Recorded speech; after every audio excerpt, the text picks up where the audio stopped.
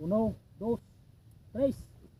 Karuba, magluluto tayo ng pinalagto.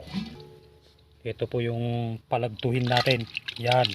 Ito natulog na to ng 24 hours. Iluluto nating buhay. Sa mga masisilan po, pasintabi po sa inyo. Ito po yung karaang luto ng mga Ilocano noon, tatanda. Yung tinatawag naming pinalagto. Tara, ito po yung ricado natin, sampalok at saka tanglad, luya at saka sibuyas. Sampalukan natin. Lagay tayo ng tubig kanal, karuba.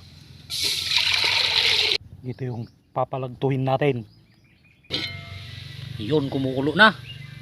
Maglagay tayo ng ricado. Lagay tayo ng tanglad, daon sibuyas, luya, sibuyas. Burut-burut na, karuba. Lagay tayo ng sampalok. Oh. Gimangan. Lagay tayo ng asin at saka bitchin. Pakuluin muna natin. Kumukulo na yung mga ingredients natin. Ito ilalagay natin buhay dito. Ilalagay na natin, karuba. Uno, dos, tres.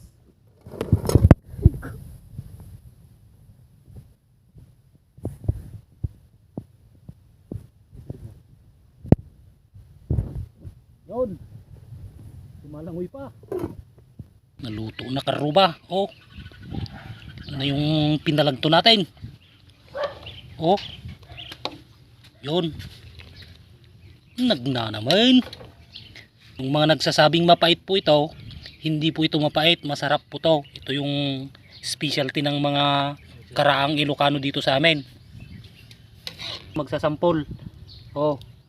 Maliliit na bunchek. Oh. Ito po yung tanglad, pangtanggal ng lansa. May mga pupuyo pa tayo. Pupuyo. Sa mga nagsasabing mapait po, hindi po mapait to. Papakita ko yung niya, lamang loob niya.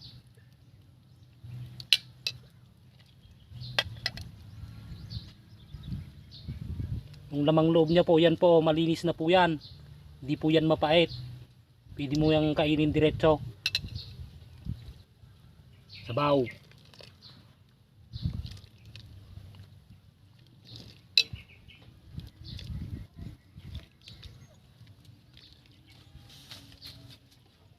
Oh, maliliit na bunchek, bulig.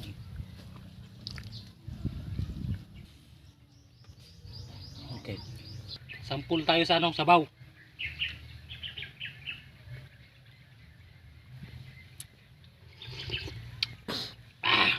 Yung sili natin dito, boy.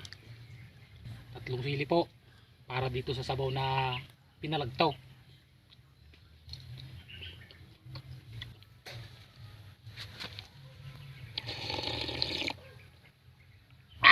Nagnanam. Ito, karubaw, pwedeng diretsuin mo kainin yan. Maliit. Oh.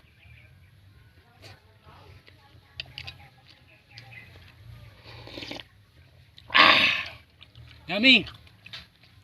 Isa pa para walang masabi na sinasabi nilang mapait.